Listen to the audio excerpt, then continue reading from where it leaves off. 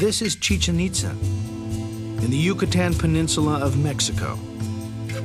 Dating back 1,000 years, Chichen Itza was an important civic center to the Mayan culture that flourished in the tropical lowlands of Mexico. The Maya were fascinated with astronomy.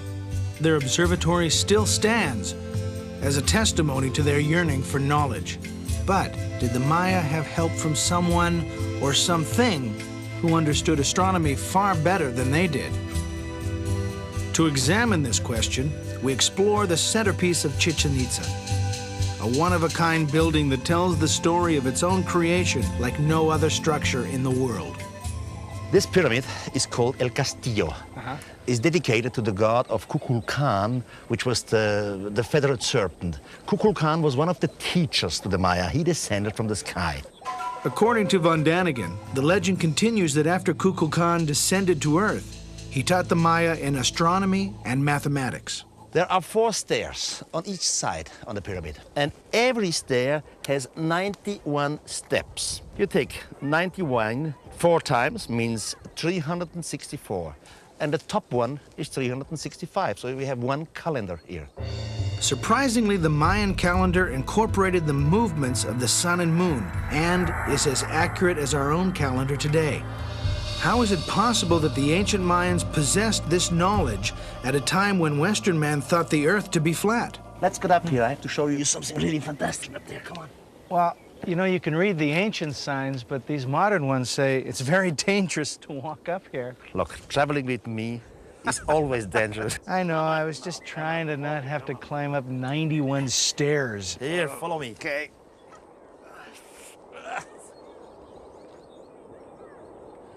It really is beautiful.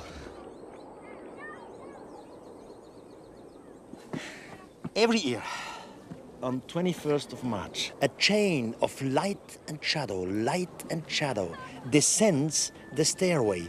Not on the whole stairway, just on the corner where god Kukulkan is chiseled into stone. The Castillo is oriented in a special way, with each of its 4 corners facing the cardinal directions. When the sun rises during the spring equinox, the light strikes the steps at an angle. The spectacle this phenomenon creates draws thousands of people every year. On September 21st, the fall equinox, the shadow serpent rises again into the sky. Did they know that this light miracle was going to happen? Because of the astronomical knowledge, it was a question of calculation.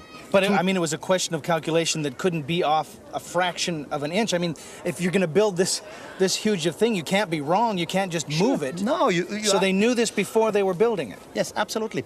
God Kukulkan, he taught them in astronomy, in mathematics. They show how he descended the stairs from heaven to mankind, how he left mankind again with the promise to return. Are you telling us that the god Kukulkan was an extraterrestrial? Yes. Kukulkan was an extraterrestrial. The concept of gods descending to Earth is common in religions and cultures all around the world. But were these fictional gods of mythology or real visitors from another world? Ancient astronauts who came down to Earth long ago. Similar religious legends are found in the South American country of Bolivia. At an altitude of over 12,000 feet, descendants of the Inca pay homage to their presterio, their patron saint. But over 1,500 years ago, at Tiwanaku, their ancestors celebrated their great god Viracocha. Eric von Daniken believes Viracocha came down from the sky, bringing to his people knowledge of astronomy, mathematics, and agriculture. According to archaeologists, Tiwanaku was built in 500 AD, but others claim that it was built almost 15,000 years before that. At that time, no culture in the world could have constructed it. The mystery is, who built Tiwanaku? Von Daniken believes the answer may lie a few hundred yards away in the ruins of Pumapunku.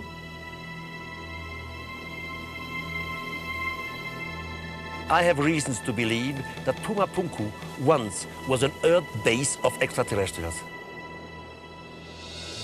In Pumapunku, we have strange technology from another world. Stone building blocks are intricately cut with laser precision. They could have fit together like pieces of a puzzle, a sophisticated architectural achievement for a primitive culture.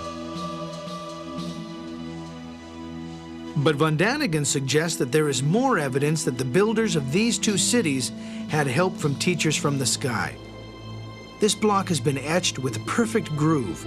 Today, we would use a diamond-tipped saw to achieve this kind of accuracy, a technology only developed this century.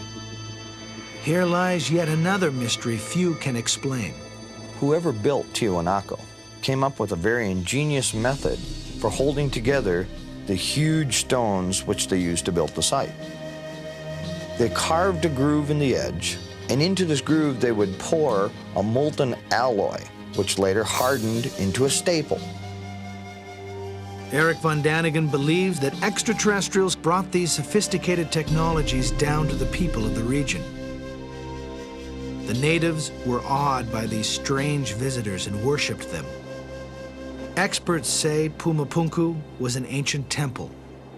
But was it a place to worship gods of mythology or true living beings?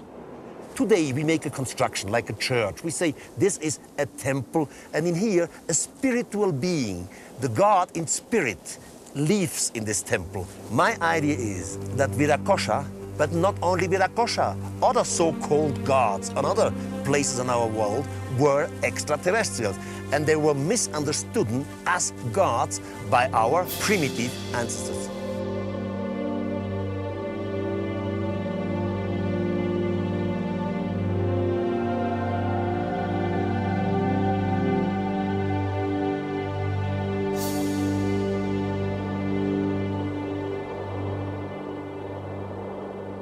They saw these beings leaving the earth with fire and smoke, and so they believed they must be gods, although they were not gods. Well, have you ever seen a UFO? Oh, good point. Sometimes I have the impression when Eric Van Daniken shows up, they run away. I never saw a UFO. It's a shame. Well, if you had seen one, what would you say to them? Well, first, I would be afraid. Why? Because it's strange, you know, they are not used to something like this. And then, naturally, I would try to make communication, however, by language or telepathy. And then I would ask some questions, a lot of questions. But the other way around, how would you react if you, of a sudden, would see a UFO? Well, if it's in the distance, it would be fine. I'd go, wow, look, there's, you know. But if they were confronting me, I mean, right there, I guess my first thought would be, why me? Though Eric and I have never seen a UFO or an extraterrestrial, the fact remains many people claim they have. In light of this phenomenon, advanced technology may help us communicate with extraterrestrials in ways our ancestors could not have imagined. Launched in the 1970s, the Pioneer satellite first explored Jupiter. After a close encounter with the largest planet in our solar system, Pioneer continued its journey into deep space. Fixed to the side of the tiny spacecraft is a gold disc. Etched on the disc are chemical symbols, a map of Earth's location in the solar system, and the figures of a man and a woman. The man has his hand raised in a friendly greeting to anyone or anything that might encounter Pioneer on its journey into the unknown. Remember El Astronato, the figure carved into a mountainside? It appears the ancient Nazcans were trying to communicate with extraterrestrials. 3,400 years later, we're still looking to the sky and wondering, is anybody out there?